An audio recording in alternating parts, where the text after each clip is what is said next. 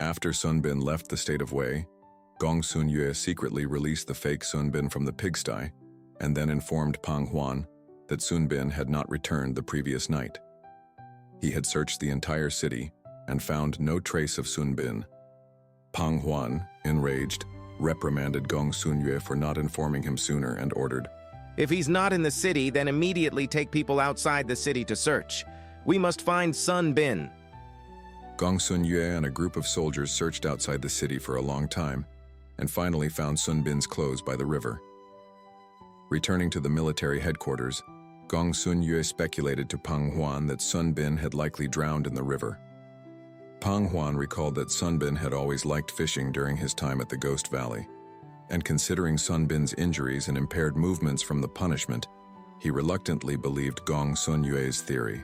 When Zhong Li Qiu heard that Sun Bin had drowned, she was devastated and cried inconsolably. Zhong Li Chun, her sister, helped her bury Sun Bin's clothes in a quiet forest on the outskirts of the city and made a small mound as a memorial. Zhong Li Qiu knelt before the makeshift grave and continued to weep until the blood-red sunset slowly faded.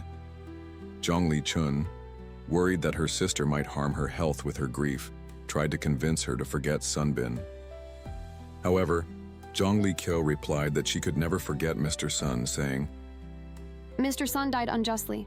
Seeing her sister's unshakable devotion, Zhong Li Chun sighed softly and muttered to herself, "If I had known, I shouldn't have agreed to Gongsun Yue." A thought suddenly flashed through her mind to kill Gongsun Yue. Moonlight poured in through the window. Under Gongsun Yue's watch, the door was gently pushed open and a figure holding a sword entered. It was Zhong Li Chun. She quietly approached Gongsun Yue's bed and whispered, "Gongsun Yue, I'm sorry." With those words, she swung her sword at him. With a metallic clash, Zhong Li Chun's sword was blocked. Gongsun Yue, sword in hand, leaped out of bed and stood before her, sneering. Zhong Li Chun, I didn't expect you to have such skills. Zhong Li Chun hesitated for a moment but then regained her composure. "I have no choice. My sister would rather die than marry you." I don't care whether she wants to marry me. Since you promised me, you must find a way to make her marry me. Gongsun Yue retorted. "My way is to kill you." Zhong Li Chun again lunged at him with her sword.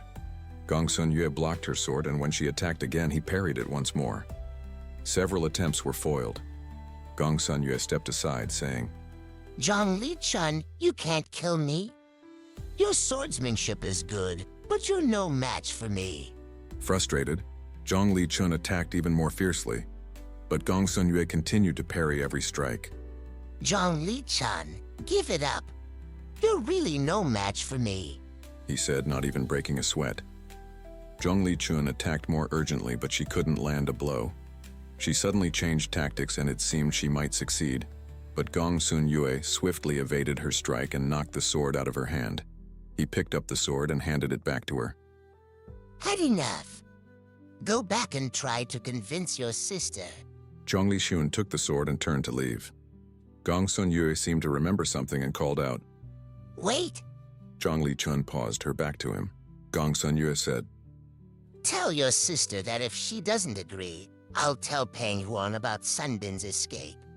Peng Huang will surely lead an army to attack Tree, and Tree will be afraid of him and hand over Sun Bin. Zhong Li Chun turned around and sneered.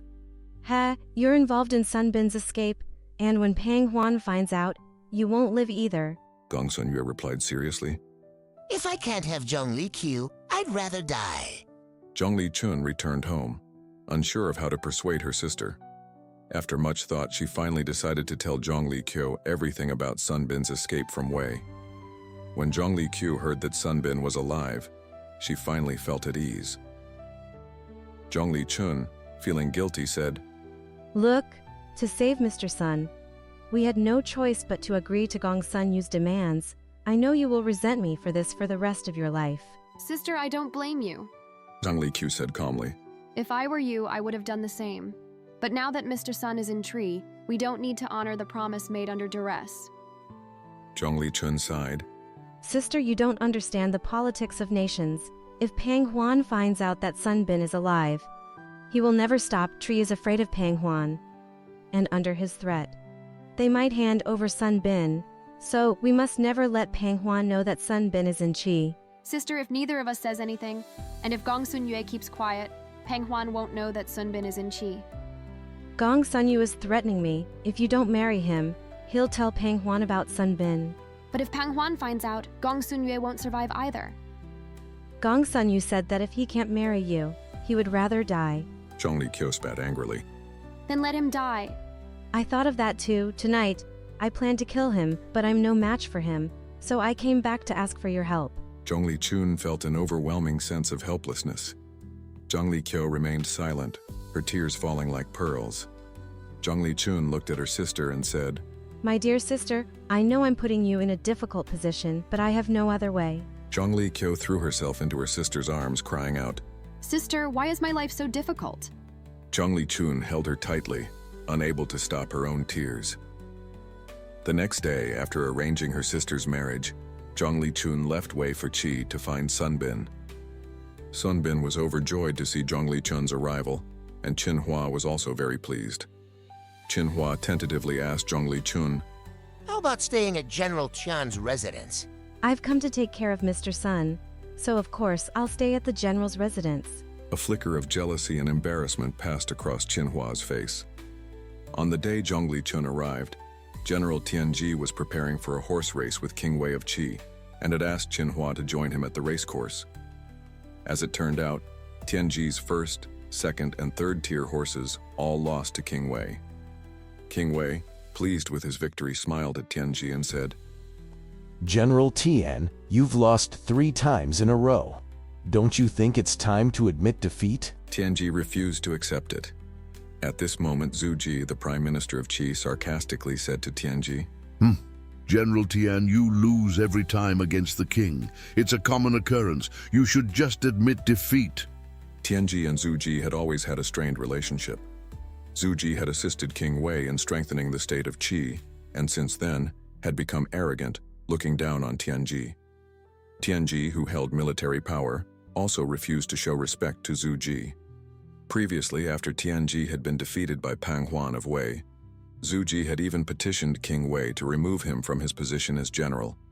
But King Wei, since Tian Ji was of the same clan, had not granted his request. As a result, their antagonism deepened. When Zhu Ji made this comment, Tian Ji was both ashamed and angry, his face flushing red.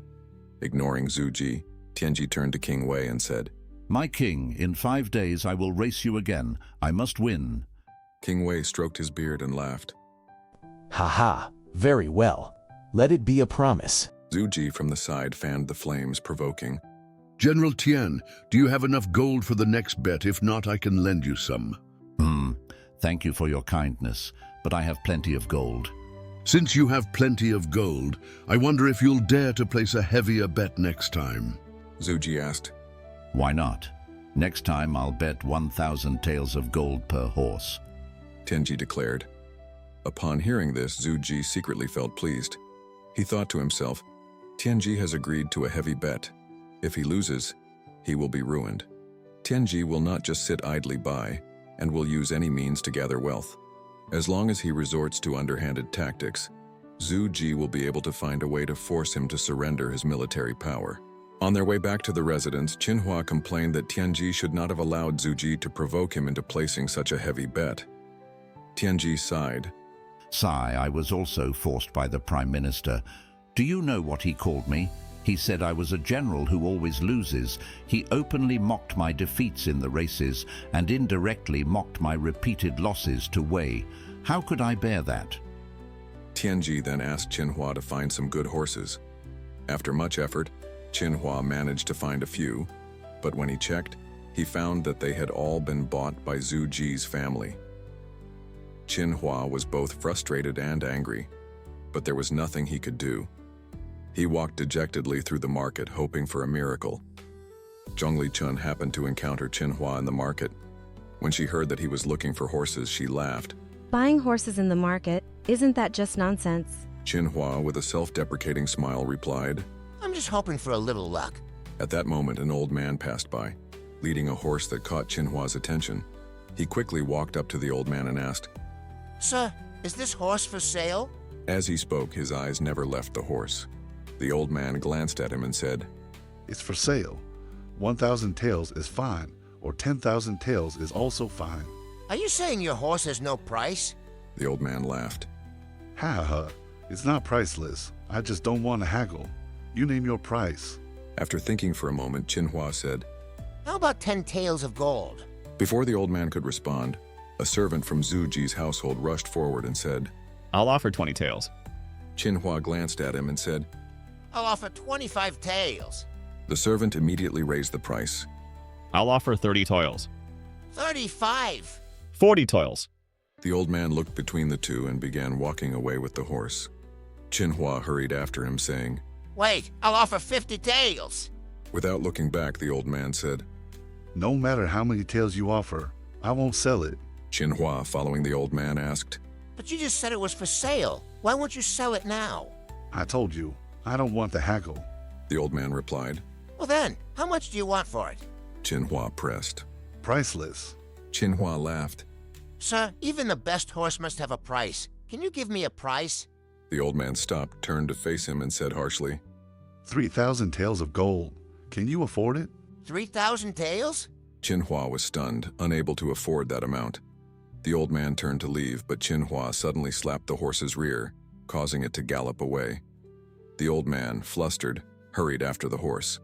Qinhua shouted, Old man, hurry up. That's 3,000 taels of gold. Zhong Li Chun burst into laughter and joined in the shouting. At that moment, a carriage stopped next to them. Qinhua, why aren't you buying a horse? What's all this nonsense? It was Tian Ji, his face full of anger. Qinhua stepped forward and bowed, thinking quickly. General, we're not fooling around. It's just that Miss Zhong Li has a great idea that could help us beat the king. We got a little too excited. Tian Ji, hearing this, relaxed and asked Zhong Li Chun. Miss Zhong Li, what is your great idea? Zhong Li Chun hesitated, unsure of how to respond. Qinhua said to Tian Ji, General, it's not convenient to discuss it here. Let's return to the residence, and Miss Zhong Li can explain it to you. After Tian Ji left, Zhong Li Chun scolded Qinhua. What are you saying to the general? I don't have any great idea. Miss Zhong Li, I sincerely apologize. I acted on impulse. It's fine that you acted on impulse. But how am I supposed to explain this to the general? Qinhua suddenly had an idea and his eyes lit up. We can go to Mr. Sun for help. He'll know what to do. Zhong Li Chun and Qinhua went to Sun Bin's residence and explained the situation about the race and the horses. They asked Sun Bin for advice. After thinking for a moment, Sun Bin asked, In the last race, how much did General Chan's top horse lose to the king's horse? About 1 horse length. Qinhua replied. What about the middle tier horse? Also 1 horse length. And the lower tier horse? Again, 1 horse length. So General Chan's horses and the king's horses are quite similar? Not much difference, but General Chan loses every time. That's why he needs new horses. Qinhua explained. Well, there's no need to change horses. I can still help General Chan win. Qinhua laughed. Impossible. You've probably never raced horses. Even though it's only a horse-length difference, closing that gap would take at least a year of practice. And the king's horses are also being trained. Sun Bin smiled slightly and said, Give up 1 horse, and you can win the whole game. Qinhua seemed to understand. Please explain further, sir. Sun Bin spoke seriously. Have General Chan's lower-tier horse race against the king's top-tier horse, his top-tier horse race against the king's middle-tier horse, and his middle-tier horse race against the king's lower-tier horse by sacrificing the lower-tier horse. General Chan's top and middle-tier horses will secure the victory, losing 1 race and winning 2. General Chan will still win 1,000 taels of gold. Zhong Li Chun clapped her hands and said, Ah, brilliant. Qinhua passed the strategy on to General Tian. Tian Ji hesitated, saying, Sun Bin's idea is good, but I'm worried this might be seen as cheating the king. Qinhua laughed. General, you're overthinking it. This isn't cheating. It's strategy. The racetrack is like the battlefield, and strategy wins the day. That's true, but the king cares a lot about his reputation. If he finds out, he will blame me.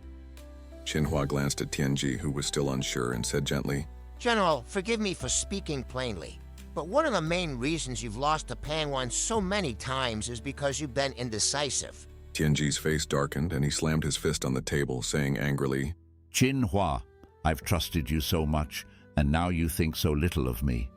General, please don't be angry. I'm only speaking the truth. If you hesitate over something as small as a horse race, you'll hesitate even more when the two armies meet. If that happens, what use will Sun Bin's strategy be? Hearing this, Tian Ji calmed down, nodded, and decided to adopt Sun Bin's strategy. The day of the race arrived, and many spectators gathered, including Sun Bin and Zhong Li Chun. King Wei of Qi sat in the viewing tent, with Tian Ji on his left and Zhu Ji on his right. In front of Tian Ji was a pile of gold, while King Wei had none in front of him. Zhu Ji glanced at the gold in front of Tian Ji and smiled, saying, It seems General Tian is already prepared to lose. Tian Ji chuckled heartily. Ha ha, I'm also prepared to win. Zhu Ji clapped his hands and laughed. Ha ha! General Tian certainly has the demeanor of a great general, always reassuring himself. The official overseeing the race raised his flag, and the war drums began to sound. At the starting line, two horses galloped out, one with a yellow ribbon tied to its neck and the other with a red ribbon. The first horse was King Wei's, and the second was Tian Ji's. King Wei's horse gradually pulled ahead and sped up even more. Tian Ji's horse chased desperately, but ultimately could not keep up. King Wei shook his head and said to Tian Ji, Tian Ji, why is your horse getting slower and slower? Tian Ji remained calm and said, This horse isn't working, but I have another. Amid the cheers from the crowd, the drums ceased and King Wei's horse crossed the finish line several lengths ahead. The official standing by the tent announced loudly, In the first race, the king's top tier horse wins. The prize is 1,000 taels of gold. The guards took the gold from in front of Tian Ji. Zhao Ji, with a triumphant expression, said to Tian Ji, General Tian, do you have enough gold for the next round? Tian Ji grunted. No need to worry about me, I've already prepared. King Wei smiled and said, If you don't, you can owe me for now. Please rest assured I will never owe His Majesty any gold. The drums sounded again, and the second race began. Two horses galloped forward, one with two yellow ribbons and the other with two red ribbons. This time, Tian Ji's horse gradually picked up speed and began to overtake King Wei's horse. The crowd was surprised and puzzled, whispering among themselves. The two horses raced neck and neck to the finish line, and Tian Ji's horse crossed the line ahead by 2 lengths. Zhong Li Chun, excited, grabbed Sun Bin's hand and shouted, We've done it, we've won. Sun Bin remained calm and said, It's a tie for now. We haven't won yet. The third race began shortly after. The two horses were nearly inseparable and the crowd watched intently. Tian Ji nervously focused on his horse, while King Wei clenched his fists, clearly nervous as well. Tian Ji quietly asked Qin Hua behind him, Are we sure this will work? Yes, it will. Tian Ji's horse gradually pulled ahead by half a horse length. King Wei's horse refused to give up and desperately tried to catch up. Zhong Li Chun, too nervous to watch, covered her eyes with her hand. Suddenly, a deafening cheer erupted from the crowd. Tian Ji had won again. King Wei's face darkened as he turned to Tian Ji and said, General Tian, I didn't bring any gold with me today. Would it be all right if I paid you later? Tian Ji bowed and said, Your Majesty, I won't accept the gold. King Wei frowned, slightly displeased. What do you mean? Are you trying to let the world think that I am not a man of my word? No, Your Majesty. I won the race by chance and don't dare take the gold. Zhou Ji, standing nearby, added sarcastically, It seems General Tian didn't win by chance. Perhaps he used a trick. I didn't cheat, I used a strategy. Tian Ji retorted. King Wei was taken aback and asked, What strategy did you use? Tian Ji explained the strategy Sun Bin had devised. It's Sun Bin's strategy of sacrificing one to win two. King Wei clapped his hands, impressed. Brilliant. What a clever win. Who came up with this plan for you? I would like to tell His Majesty privately. Back at the palace, Tian Ji shared Sun Bin's background and experiences with King Wei, and recommended Sun Bin as someone who could defeat Wei. King Wei, taken aback, immediately summoned Sun Bin. Sun Bin, leaning on a cane, walked into the palace and approached King Wei. He did not kneel, but instead saluted, Sun Bin, pay my respects to the king. In Qi, it was customary to kneel when greeting the king, and King Wei was slightly displeased. He asked Sun Bin. Why don't you kneel? Sun Bin replied calmly. I was punished and cannot kneel. King Wei looked at Sun Bin's legs and understood. He asked, I've heard you are a criminal of Wei. Yes, but I am also Wei's mortal enemy. Can you defeat Wei for me? Not at the moment. Why not? Because at this time, Wei's army is stronger than trees. When will you be able to defeat Wei? When the time is right. How long will that take? At most 3 years, at least 1 year. King Wei was skeptical. He believed Sun Bin was just postponing things and asked, I want to know, how will you defeat Wei after 1 or 3 years? Seeing King Wei's doubts, Sun Bin said, Your Majesty, if you wish, I can elaborate further. King Wei smiled. As long as you can help me defeat Wei, I will gladly listen to whatever you have to say, whether it's a few words, 100 words, or even more. Sun Bin bowed and spoke seriously. In today's era of intense competition, the success or failure of a country in war determines its survival. Only the victorious can prevent the fall of their nation and ensure its continuity. If war cannot be won, it will invite humiliation from other states, forcing them to surrender land and putting the country's future in danger. King Wei nodded, agreeing with Sun Bin's assessment. However, Sun Bin's expression shifted and he spoke more solemnly. Victory is not something to be sought recklessly or by mere chance. To achieve victory, one must be well prepared before the battle. Even if the city is small and the enemy vast, one must be able to defend and even turn the situation around. Second, the war must be just. War is not a game. One must be cautious in using it. Those who take pleasure in war, without considering the consequences, will eventually bring ruin upon themselves. When King Wei heard Sun Bin's thoughts on the justification for war, he was somewhat dismissive. Scholars from Qi's Jixia Academy frequently lectured him on benevolence and ruling through virtue, emphasizing the ideal of unifying the world without using force. Was this Sun Bin, a supposed descendant of Sun Wu, merely a rigid and impractical scholar? King Wei furrowed his brow but said lightly, Sun Bin, please continue. To clarify any misunderstanding, Sun Bin elaborated. War is indeed brutal, and people naturally dislike it. What I oppose is recklessly seeking conflict for the sake of war. However, to simply oppose war out of hatred and advocate for ruling through virtue and ritual is naive and unrealistic. King Wei's eyes brightened at this and gestured for Sun Bin to speak further. Sun Bin continued. In the past, Emperor Shen Nong fought against the Sui people, Emperor Huang defought Qiyu, Emperor Yao fought Gonggong, Emperor Shun, and you conquered the 3 Mao. Emperor Shang Tang defeated King Ji, and King Wu of Zhou defeated King Zhou. They all used war to solve problems and achieve unity. Today, those who are less accomplished than the 3 kings and 5 emperors, and whose strategies fall short of those of the Duke of Zhou, still talk about ruling with virtue and avoiding war. This is laughable. The ancients did not avoid war because they did not wish to solve problems through virtue, but because in reality, it was impossible. Thus, they resorted to war, especially in this era of warring states. Only through just wars can we stop unjust wars and secure a position of strength. Once victorious, one gains power and the world will submit, especially with Wei. This insightful analysis greatly impressed King Wei. He then asked Sun Bin for his opinions on the situation in various states and specific strategic matters. As Sun Bin spoke, King Wei nodded frequently, showing agreement.